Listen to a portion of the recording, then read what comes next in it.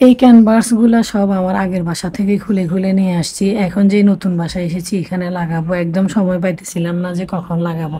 গিয়েছিলাম রান্নাঘরে রান্না করার জন্য দুপুরের সময়। কিন্তু গ্যাসের এমন একটা অবস্থা যে রান্না করতে পারলাম না। ভেবেছিলাম ঈদের পরে গ্যাসের লাইনে ডিস্টার্ব হয়েছে, চাবি নষ্ট হয়েছে। হয়তোবা চাবি ঠিক করে ফেলেছে, এখন আর গ্যাসের প্রবলেম হবে না। ২ দিন খুব ভালোভাবে গ্যাস ছিল, রান্না করেছি, খেয়েছি। তো সকালে নাস্তা, দুপুরে খাওয়া ঠিকভাবে খেয়েছি। ভেবেছিলাম আর গ্যাসের প্রবলেম হবে না। যাই হোক, হ্যালো, হাই এভরিওয়ান, আসসালামু আলাইকুম। ওয়েলকাম করছি মাই ডেইলি ব্লগ। আমার সংসার, কি অবস্থা, কেমন আছেন সবাই? এই ছোট ছোট ক্যানভাসগুলো আগের বাসায় একটা জায়গাতে ৩টা ৪টা ৫টা করে লাগিয়েছিলাম। নতুন বাসায় আসার সময় সবগুলো ভিতরে ছুরি ঢুকিয়ে একটা একটা করে খুলে নিয়ে আসছি। আর এই ক্যানভাসগুলো খুলে নিয়ে আসার কারণে আমার আগের বাসার মালিকে আমাদেরকে অনেক কথা বলেছে। বাসাতে নাকি কোনো কিছু লাগাতে গেলে বাড়িওয়ালার অনুমতি লাগে, বাড়িওয়ালার অনুমতি ছাড়া নাকি বাসাতে কোনো কিছুই লাগানো যায় না। এখন আমরা যে বাসায় শিফট হয়েছি, এই বাসাতে তো আমরা কোনো কিছুই বাড়িওয়ালাকে জিজ্ঞাসা করিনি। বাড়িওয়ালা বলেছে আপনাদেরকে ভাড়া দিয়েছি, আপনারা যা ইচ্ছা তাই করতে পারেন। কিন্তু আগের বাসার মালিক একটু অন্যরকম, মানে নতুনত্ব মালিক ছিল। আর এখন আমরা যে বাসায় আছি এই বাসার মালিকটাই আরেক রকম।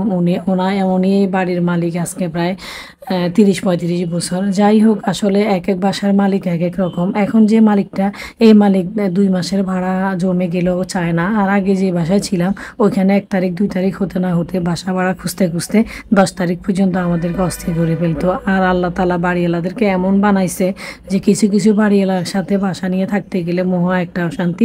যাই হোক, আগের বাসা থেকে নতুন বাসায় এখন অনেক ভালো আছি, আলহামদুলিল্লাহ। সব বাসায় বাড়িওয়ালাদের সাথে থাকা যায় না, খুবই কঠিন। তো আগের বাসাটা দোতলা ছিল, যার কারণে কষ্টও ছিল। আর আমাদের বাড়িওয়ালাটাও একটু অন্যরকম ছিল, মাসের প্রথম থেকে টাকা চাওয়া শুরু করে দিত।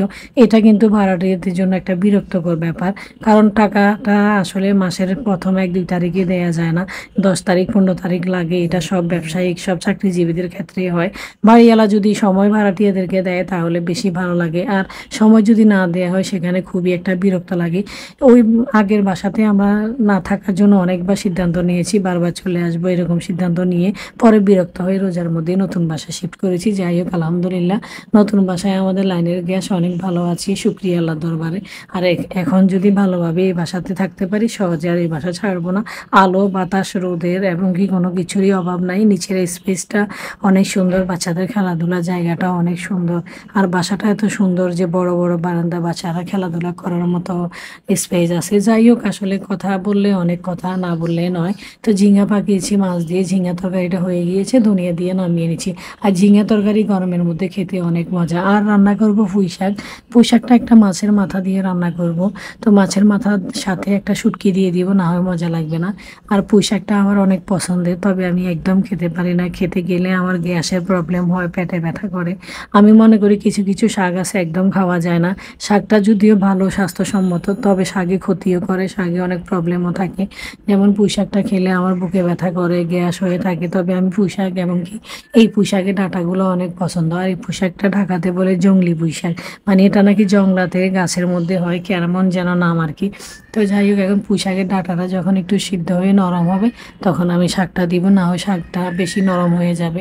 যার কারণে আমি ডাঁটা সিদ্ধ করে পরে শাকটা দিই। যেহেতু ডাঁটাটা অনেক মোটা, শাক আর ডাঁটা একসাথে কখনো হবে না। চিকন ডাঁটা হলে শাকের সাথে একেবারে সিদ্ধ হয়ে যেত। এখন আমি শাকটা দিয়ে নেড়ে ছেড়ে দিয়েছি। আর শাকের পাতা দিয়ে দিলে বেশিক্ষণ সময় লাগে না, শাক আর ডাঁটা মিশিয়ে গিয়েছে, আর কিছুক্ষণ সময় হলে নামিয়ে নিব। এবং কি সুন্দর মজা হয়েছে। আসসালামু আলাইকুম, থ্যাংকস ফর ওয়াচিং, আল্লাহ হাফেজ, দেখা হবে।